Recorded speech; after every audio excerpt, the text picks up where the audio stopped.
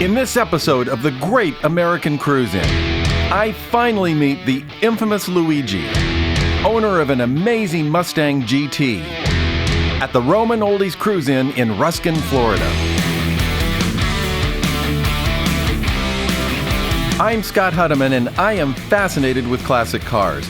That's why I travel from car shows to cruise-ins to meet owners and learn about their passion for classic cars and the stories behind these amazing restorations.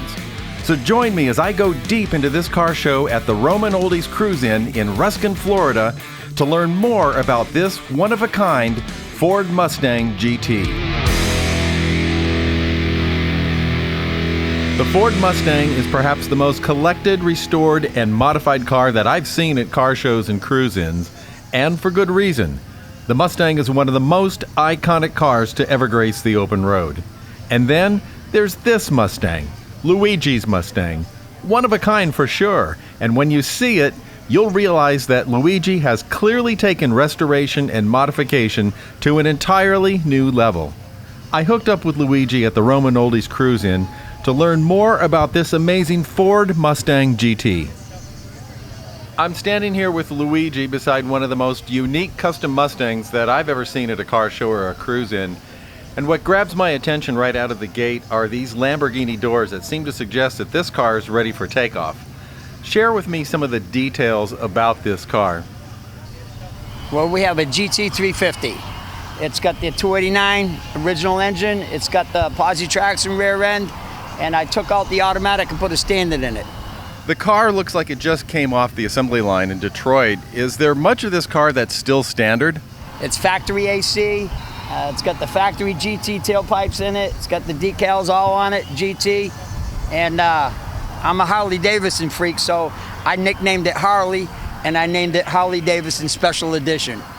It's got everything's factory about the car, except for the chuck. I pulled the chuck out, and I had quick performance. I sent them my chuck, and they turned it into a posi traction rear end. Tell me about the performance of this car from what we have sitting here right now. What is this like on the road? It's like a Ferrari. That's how it drives. It drives like a Ferrari. And she's always punching me when I turn corners. But I put some aftermarket sway bars in the front, aftermarket sway bars in the back.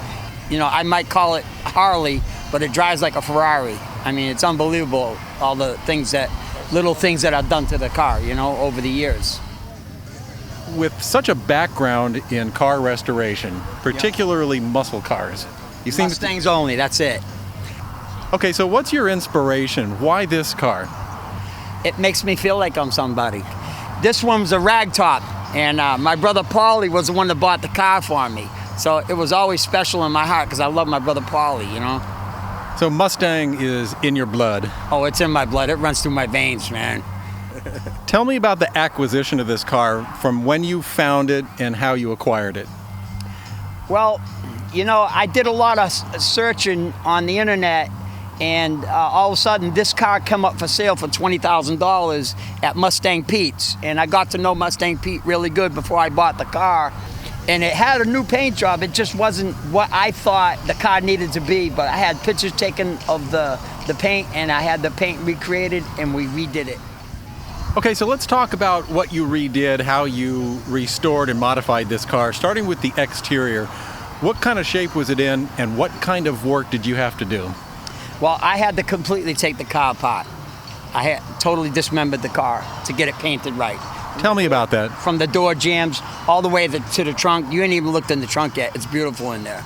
And underneath the car is just as good looking as it is above. I've seen a lot of car exteriors that are works of art, and I have to include your Mustang on that list.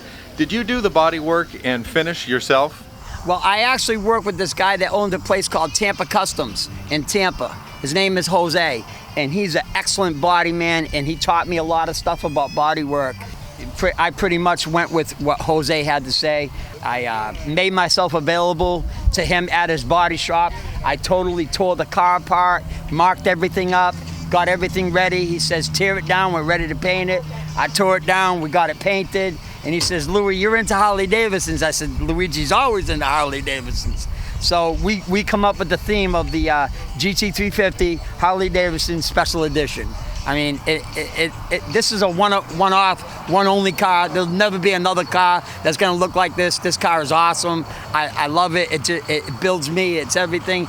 Let's talk about those doors. You don't often see a Lamborghini-style hinge on an American. I had to do some research to find them. They cost me about $1,000 a piece, and I did it. I did it myself. How difficult was that to modify this car for a hinge like that? Oh, it was very difficult. I had to tear some of the, I had to cut some of the inner fender well apart because the hinge lives in the same place as that body modification on the inside, and we had to cut it all away and then re-support it and put a piece of I-beam on the inside and welded it so that it would put support back into the fender, because the fender lives in the same spot as the hinge. And you can only open the doors so far. That's it. The hood has hood pins. Is that? I put them on the other day myself. So that didn't come with the car originally? No, that did not. I put it on myself. And the scoop on the rear, I put that on myself. And the scoop on the front, I put that on myself. The trim and the chrome work on this car is absolutely gorgeous. Are we looking at restored parts, or are these new? I ordered all the parts from CJ Pony Parts. Yeah, and they shipped them to me the next day. Everything's brand new on the car. Every piece of chrome on that car has been redone. The interior of this Mustang is also in remarkable shape and looks pretty much authentic and original. What have you done to restore the interior of this car? It's factory pony interior that's in that car. Is that vinyl or leather? No, that's leather. And what kind of upkeep do you have to do with something like that? Check the oil. That's it. You know, that car is built so well. I mean, to any maintenance on that car, I haven't had any maintenance that I have to do to the car, then check the oil, check the transmission fluid and all that. Are there any other modifications that you can speak to regarding this car?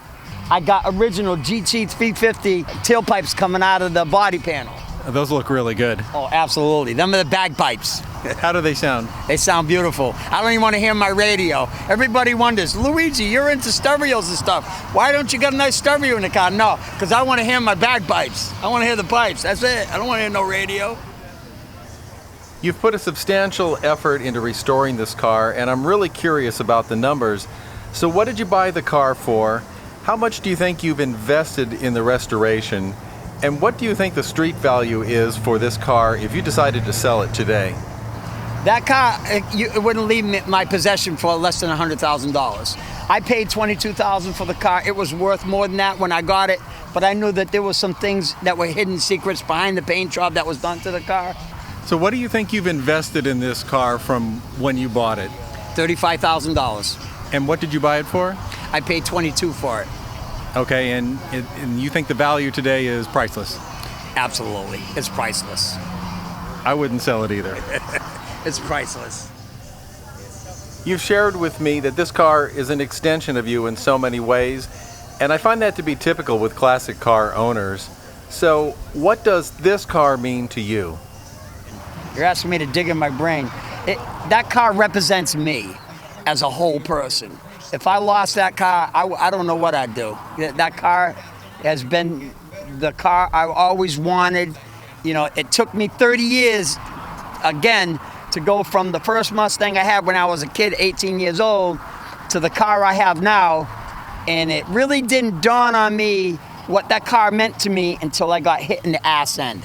That's when it pulled the trigger on me. I said, there's no way this car's going to the junkyard. It's going to my garage, and I'm going to tear apart everything until I get to good metal. So when you go cruising down Main Street with this beauty, what kind of reaction do you get? I don't know. Everybody knows Luigi, especially when they see me coming down the road with the rag top. The people that are watching this show are likely car enthusiasts. They may be restorers, modifiers themselves.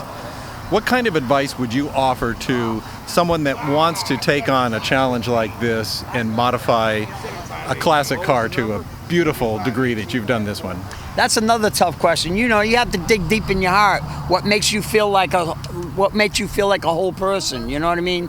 Some people have other means of ways of identifying with their self. Me, my soul loves the first generations of Mustangs. As I said, when I was 18, the first car I ever had was a '66 Mustang. And that's how much I knew it meant to my heart that's a part of me that I never want to let go. So if I want to get into the game and I want to invest in a car like what you've done, what's your advice to me for doing that? Come hang out with Luigi for a weekend. And what would I learn? Well, you'll learn that sometimes a car is an extension of your life. And this car is an extension of me, an inner extension of me. I love this car. I'm never going to let that car go. Any other parting words of wisdom or nuggets of inspiration you can add to this show? Well, never let money be a problem. If you love what you do and you do what you love and you never work a day of life, and you know, that's how it is.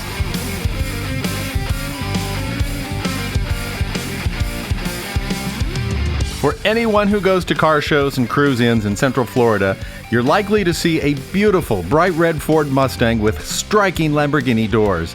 And when you do, go introduce yourself to Luigi. He's one of a kind. He's good people, a passionate owner, highly knowledgeable about cars, and always at the ready with a great story to tell.